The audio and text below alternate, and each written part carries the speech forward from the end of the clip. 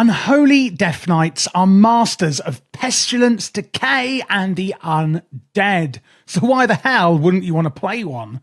In The War Within, this guide is going to aim to be really beginner friendly, but I'm also going to make it very detailed and in-depth for those veterans that do need it. So it really is going to be there for everyone.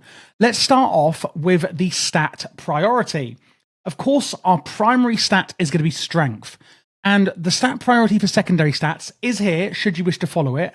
However, I will always say that getting a higher and higher eye level or item level of gear is generally always going to be an upgrade. You should only really be simulating your character or looking at the secondary stats on two pieces of gear and comparing them if they are of the same item level. Getting a higher eye level piece of gear is generally always going to be an upgrade. Looking at the secondary stats, Mastery as an Unholy Death Knight in The War Within is Dread Blade. Increases the damage of your minions. We're going to have a fair amount of them as Unholy Death Knights. You can see I've got one here on the screen. And it's also going to increase the damage of our shadow damage abilities. And that is our Mastery stat. We have Haste, which is going to increase our attack speed and also our rune regeneration. As a Death Knight, one of our core resources here is runes. And when we use them, they then slowly regenerate. The more haste, the quicker they regenerate. We have Versatility. That is going to increase damage done. It's going to increase any healing done that we do. And it's also going to reduce any damage taken. Lastly, of course, we have Critical Strike, meaning we can do more damage and healing. Then we have our set bonus this season. The 2 set bonus on our gear. Our minions are going to deal more damage. And the 4 set bonus, when we summon a minion, your haste is going to be increased by 2% up to 8% for 8 seconds. Just basically, when we summon our minions, we're going to get faster and faster. So next up, we're going to look through the utilities and some of the defensives, etc. that we have available to us as a Death Knight in The War Within. Now, I'm not going to show you every single one that you have in your spellbook or that you can get in the Death Knight talent tree. There are quite a lot. However, if you're a beginner or not a beginner, these are the important ones that I think you should know about. And the other ones that I'm not talking about, do have a look through your spellbook in your spare time, but they're going to be a lot more kind of niche ones. So starting off, we've got up here Path of Frost. This basically for 10 minutes means that you can walk on water. It will freeze the water beneath your feet and you can walk on water. Now, in raids, it generally probably isn't going to be used much. It can be sometimes. In Mythic Plus, there's certain situations where this can actually be really useful and, in certain PvP battlegrounds and things like that. So it is actually a really good ability to know about.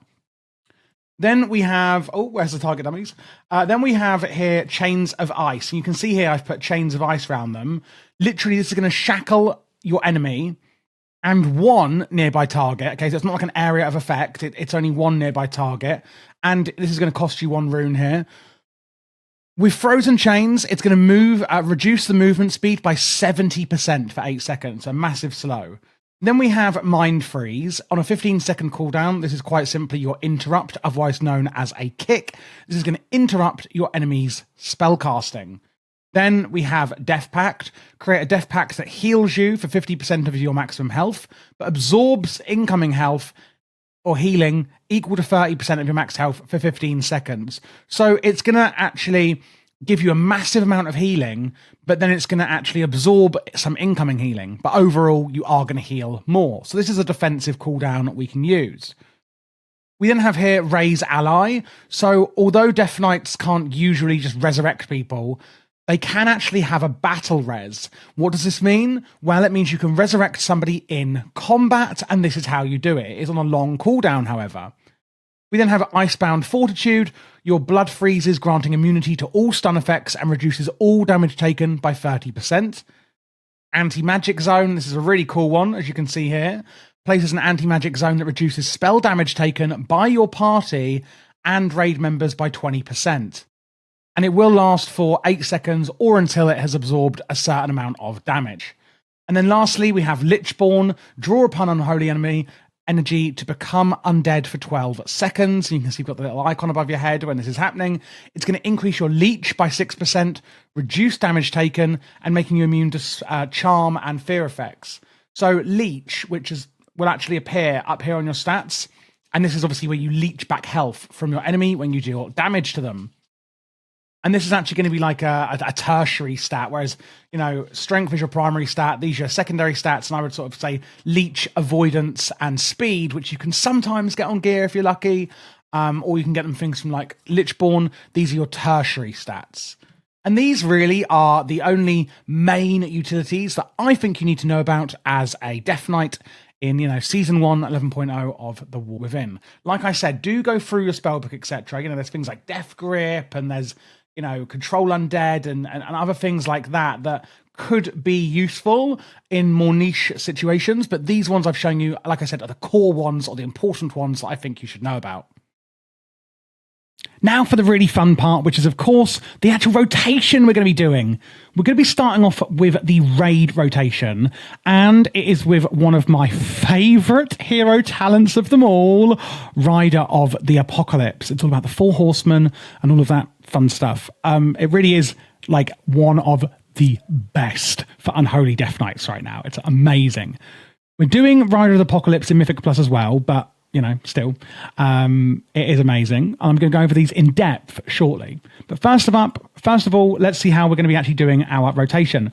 Before you do go into combat, make sure you get your raised dead up. You can have one ghoul fighting for you at a time. And if you don't know how Death Knights work, specifically Unholy, you have runic power here. And as you use your abilities, you're going to be generating runic power, and some will spend runic power. And then you've got 6 runes, and some abilities will use and spend these runes, and then they recharge on their own. So once we've got our raised dead up, the first thing on our priority is Soul Reaper. It's only on a 6-second cooldown, but we're only going to use it in a specific circumstance. Strike an enemy for Shadow Frost damage and afflict the enemy with Soul Reaper. After 5 seconds, if the target is below 35% health, it will explode. TLDR, only use this as your top priority if the target is at or below 35% health, or technically will be within the next few seconds. Then we're going to be using Death Coil, only if we are over 80 runic power, or we have a proc on it. Now, you may have seen those procs. There it comes. Use it here if you get a proc on it, or you're over 80 runic power. Either or. It's called Sudden Doom. Your auto attacks have a chance to make your next Death Coil cost 10 less runic power and critically strike. Additionally, your next Death Coil will burst a Festering Wound. So when you see that proc, that is going to be your Sudden Doom. Now, if you're saying, what on earth is a Festering Wound? Festering Strike here strikes the target with damage and infects them with 2 to 3 Festering Wounds. And then what is a Festering Wound? It's a pestilent lesion that will burst on death or when damaged by clawing shadows, dealing shadow damage and generating 3 runic power. How delightful. And we also have this talent here, Harbinger of Doom. Your Sudden Doom, which again is this one for your Death Coils here. Your Sudden Doom triggers more often, can accumulate 2 charges, and increases the damage of your next Death Coil by 20% or Epidemic by 10%. We're not really using Epidemic here. Well, that's going to be in the Mythic Plus rotation. Okay? Cool. So we also have Scourge Strike here. I just want to explain this because it will make a bit more sense if you hear Scourge Strike but you can't find it. An Unholy Strike that deals damage, and that's actually going to burst those Festering Wounds. Now, Scourge Strike is actually replaced down here by Clawing Shadows, dealing damage and causing a Festering Wound to burst. So again, we're going to be using Death Coil here if we have over 80 runic power, or we have Sudden Doom proc, which is very often. Then we're going to be using Outbreak, and that's to apply something, as you can see on the tooltip, called Virulent Plague. You deal shadow damage to the enemy, and it infects all nearby enemies of Virulent Plague, a disease that deals shadow damage over 27 seconds, and it erupts when the infected target dies, dealing more shadow damage to nearby enemies. Use this just to keep up the plague on your enemies. Then we have our Clawing Shadows that I mentioned previously. If you've got any Festering Wounds on a target, and you have something called Rotten Touch, we're going to use it at this point. You can see here there's 6 Festering Wounds on the target. And what is Rotten Touch? Well, it's this here. Sudden Doom causes your next Death Coil to also increase your Clawing Shadows damage against a target by 50%. So when we use Death Coil, you can see that we have Rotten Touch on the target, meaning the Clawing Shadows damage will be massively increased for a few seconds. And that's also be bursting Festering Wounds. If we only have 2 or fewer Festering Wounds, we'll use Festering Strike. So basically here, Sudden Doom happens, we use Death Coil, and then we're going to use Clawing Shadows to burst our Festering Wounds. If we have Rotten Touch from our Sudden Doom, using that here. If we only have 2 Festering Wounds, we're going to use, or we don't have Rotten Touch on, we'll use Festering Strike instead. Then we're using Death Coil here for another reason, which is this here, Death Rot. Death Coil and Epidemic debilitate your enemy, applying Death Rot, causing them to take more shadow damage from you, and that can last up to 10 seconds. If Death Coil or Epidemic consumes Sudden Doom, it applies 2 stacks of Death Rot. So use Death Coil here if we've got loads of runic power, because Death Coil is our main runic power spender, and use it here if Death Rot is going to fall off the target. Hopefully that makes sense. It sounds confusing, but once you get used to it, it's actually really not, and it's a really fun rotation. If we then have 3 or more Festering Wounds, but we don't have the proc on Rotten Touch from our Death Coil, then we're going to use Clawing Shadows here, and if we've got nothing else to press, then it's going to be just Death Coil. So basically, use Soul Reaper at or below 35% health, use any Sudden Doom procs, keep up Virulent Plague, use Clawing Shadows here if you have Festering Wounds, which you will, and you have Soul Rot, which is after using a proc from here. Use Festering Strike if you only have 2 or fewer Festering Wounds. Use Death Coil here to make sure that you're keeping up the maximum of Death Rot.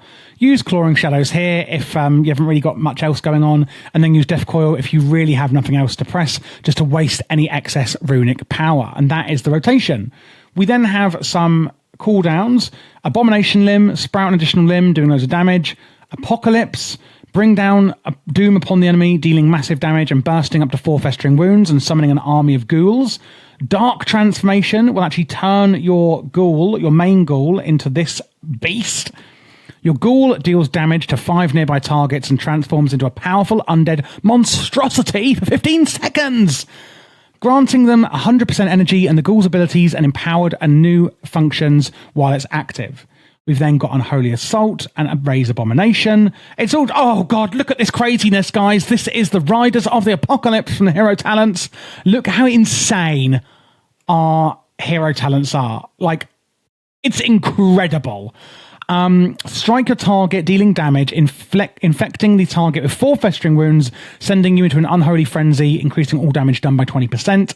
And then Raise Abomination, which is the Abomination you can see over here. Raise an Abomination for 30 seconds, which wanders and attacks enemies, applying Festering Wound when it melee attacks, and affecting all nearby targets with Virulent Plague. I'm obsessed with Unholy Death Knight on the War Within launch. I'm going to be going through the hero talents in full detail shortly, but my God, this is fun. But that forms the basis of the raid rotation. Using the cooldowns pretty much in this order. You can pretty much just use them on cooldown. Now going into the Mythic Plus rotation, you can see there are a fair few talents changing over here, but it's more just to kind of help us do AoE rather than single target damage and make our lives easier. It does look quite different on the rotation, and to be fair, it is, but it's actually kind of more straightforward in a way. Of course, we're going to raise our ghouls still when we come into combat. And the main one I want to just go over first is that we're using Epidemic rather than Death Coil. So you can see here I can't use it. But actually, anyway, let's start off from number 1. We're going to use Scourge Strike. That's the ability we're using this time, because we are not going into Clawing Shadows. We're going into Plague Bringer instead. Scourge Strike causes your disease damage to occur double quickness. So we're going to use Scourge Strike to keep up our Plague Bringer at all times. That's our number 1 priority.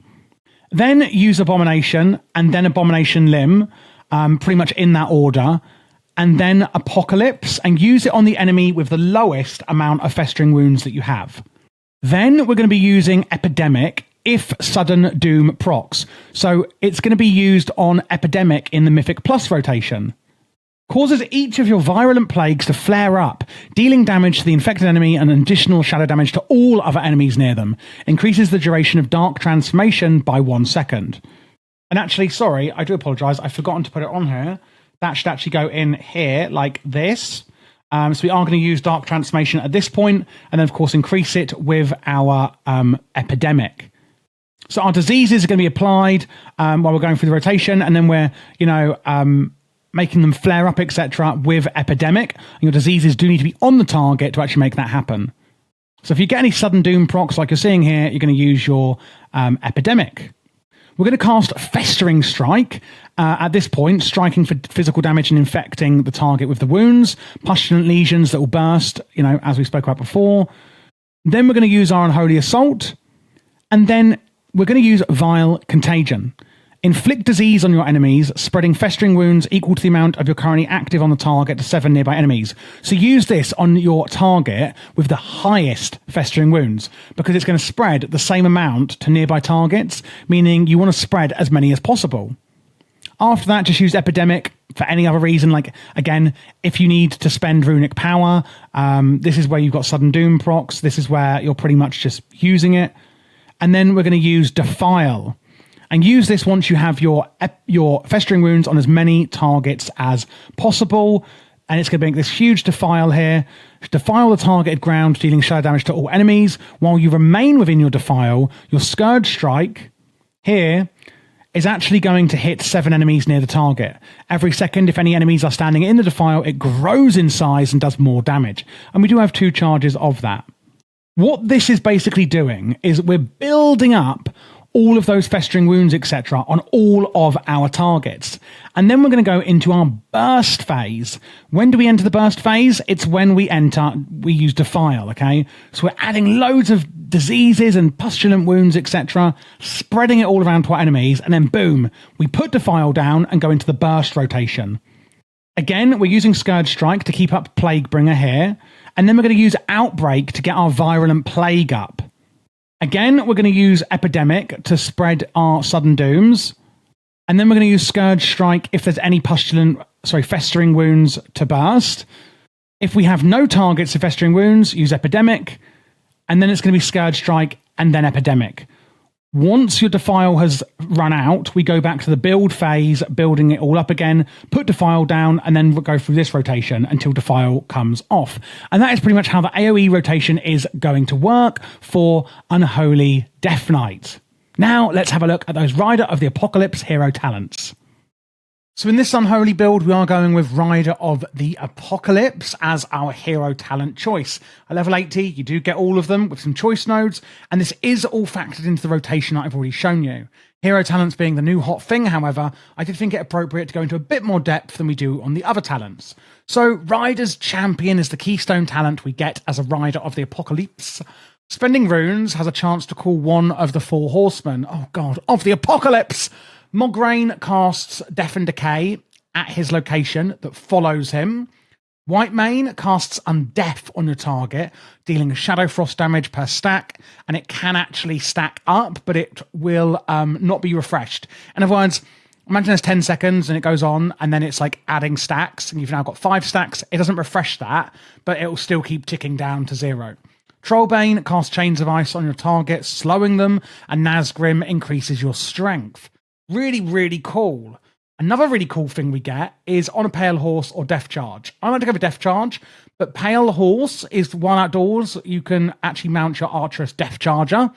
In combat, Death's Charge replaces Death's Advance. Call upon the Death Charger to break free of movement impairing effects. For 10 seconds, while upon your Death Charger, your movement speed is increased and you cannot be slowed, etc. It's basically a better version of Death's Advance, sort of. Whitemane's Famine. When Scourge Strike damages an enemy unaffected by Undeath, it then gets a stack of Undeath and infects another nearby enemy. Hungering Thirst. Your damage of your diseases and Death Coil are increased.